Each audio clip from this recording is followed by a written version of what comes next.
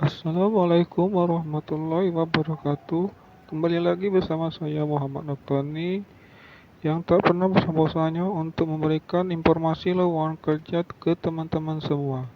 Tak perlu berlama-lama, langsung saja kita ke TKP. Kali ini BPJS Ketenagakerjaan sedang membuka lowongan kerja mulai tanggal 21 Januari sampai 30 Januari. Seleksi yang terbuka yaitu Deputi Direktur di bidang marketing dan IT, kemudian Asisten Deputi Direktur bidang investasi IT dan hukum, kemudian Junior Manager jabatannya itu IT Security. Berikut saya akan menjelaskan satu persatu lowongan kerjanya. Yang pertama yaitu asisten deputi bidang penyertaan. Detail pekerjanya itu detail syaratnya, maksudnya detail syarat dan tanggung jawabnya yaitu menyusun SOP, kemudian membuat rancangan kerja jangka panjang, kemudian menyusun rancangan kerja dan anggaran tahunan, kemudian mengkoordinasi kegiatan analisis di lingkup tugasnya, kemudian mengkoordinasi pelaksanaan studi kelayakan, kemudian mengkoordinasi penyusunan proyeksi pencapaian target dana dan hasil investasi, kemudian memantau dan mengkoordinasi pengelolaan dana investasi, kemudian mengkoordinasi pelepasan investasi penyertaan sesuai ketentuan peraturan perundang-undangan yang berlaku, kemudian mengkoordinasi pengelolaan administrasi dan dokumen investasi sesuai ketentuan, menyusun laporan kegiatan dan mengelola manajemen risiko di unit kerja. Nah, di sini persyaratannya yaitu minimal S1 di bidang ekonomi teknik, hukum, MIPA, dan diutamakan yaitu S2. Berasal dari perguruan tinggi yang berlaku, terakreditasi minimal B. Memiliki pengalaman kerja di bidang investasi minimal 9 tahun dan 5 tahun di level manajerial. Memiliki sertifikat aktif di bidang investasi diutamakan. Kemudian diutamakan memiliki pengalaman di bidang investasi banking. Kemudian usia maksimal 45 tahun pada tanggal 31 Desember 2022. Kemudian bukan merupakan anak, saudara kandung, saudara ipar dari karyawan aktif, direksi aktif, dewan pengawas aktif, serta anggota komite non-dewan pengawas BPJS Ketenagakerjaan. Kemudian memiliki kemampuan komunikasi yang baik dan jaringan yang luas. Memiliki interpersonal skill yang baik, memiliki kemampuan negosiasi, memiliki passion di bidang penyertaan dan investasi, dan kemampuan berbahasa Inggris yang aktif. Nah, di sini dapat teman-teman baca keterangannya. Untuk unit kerjanya yaitu di kantor pusat. Selanjutnya yaitu asisten deputi bidang investasi properti. Tugas dan tanggung jawabnya juga sama. Kemudian asisten deputi di bidang optimalisasi aset. Nah, yang lowongan keempat yaitu asisten deputi bidang analisis pasar uang dan reksadana. Lowongan kerja yang kelima yaitu asisten deputi di bidang analisis pasar utang. Keenam, analisis deputi di bidang analisis pasar saham. Yang ketujuh, analisis deputi di bidang analisis investasi langsung. Yang ke-8, asisten deputi bidang analisis ekonomi dan portofolio.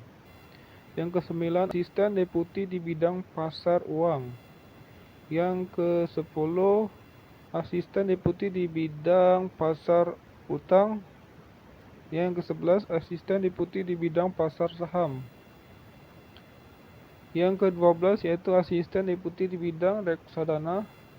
Yang ke-13 yaitu deputi direktur di bidang hubungan masyarakat dan antar lembaga humas. 12 yaitu asisten deputi di bidang bantuan hukum. Yang ke-13 itu Deputi Direktur di bidang operasional teknologi informasi. Nah, di sini kita cek syaratnya, yaitu tugas dan tanggung jawabnya itu mengarahkan dan mengkoordinasi dan mengendalikan penyusunan usulan kebijakan sistem dan produser kerja terkait operasional IT digunakan dan mewujudkan kinerja yang berkualitas. Nah, di sini teman-teman dapat membacanya, tugas dan tanggung jawabnya.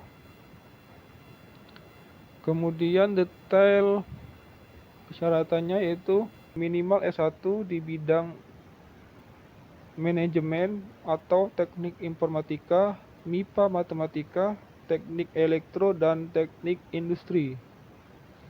Berasal dari perguruan tinggi terakreditasi minimal B, IPK minimal 3,00, skala dengan 4,00.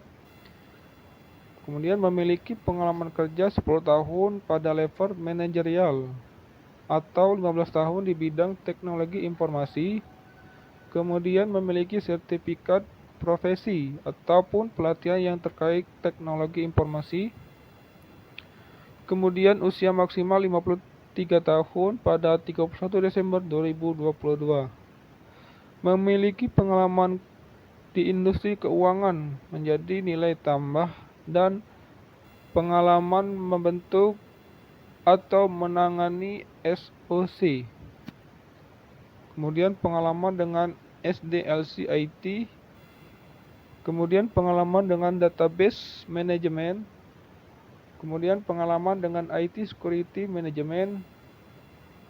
Kemudian bukan merupakan anak, saudara kandung, saudara ipar, karyawan aktif, direksi, dewan pengawas aktif, serta anggota komite non-pegawai BPJS Ketenagakerjaan. Kemudian memiliki kemampuan komunikasi yang baik, memiliki interpersonal skill yang baik, memiliki kemampuan bernegosiasi, memiliki passion dalam bidang teknologi informasi dan berbahasa Inggris yang aktif. Kemudian ahli utama IT security, kemudian deputi direktur di bidang pengembangan teknologi informasi, kemudian asisten deputi di bidang aplikasi support dan digital, kemudian deputi bidang perencanaan dan manajemen kualitas. Nah, berikut adalah daftar-daftar lowongan kerja yang aktif di rekrutmen BPJS Ketenagakerjaan saat ini. Untuk daftarnya itu teman-teman bisa mengklik tombol daftar di layar bawah ini.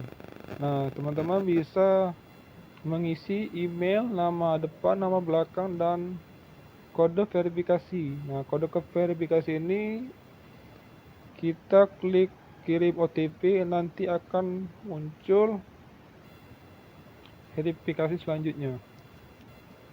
Kemudian lanjut ke tahap 2.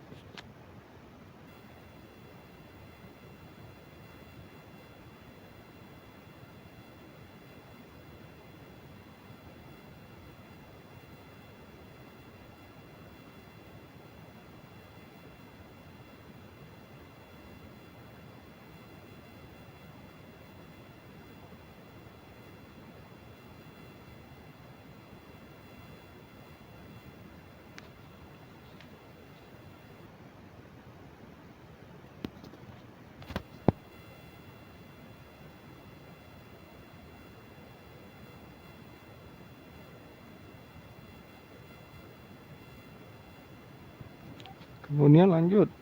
Nah, di sini verifikasi tahap kedua yaitu password, konfirmasi password, nomor HP, nomor KTP, kemudian kirim OTP selanjutnya. Kemudian setelah teman-teman mengisi daftar ini, teman-teman bisa mengklik selesai pendaftaran. Setelah itu teman-teman bisa mengupload dokumen-dokumen yang diajukan atau dipersyaratkan oleh pihak BPJS Ketenagakerjaan. Demikianlah pemberitahuan dari saya. Apabila ada kata-kata yang kurang baik, saya mohon maaf.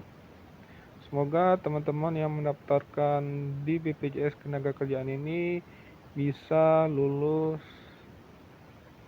dan bisa bergabung di BPJS Jam Sostek Ketenagakerjaan. Saya akhiri, wassalamualaikum warahmatullahi wabarakatuh.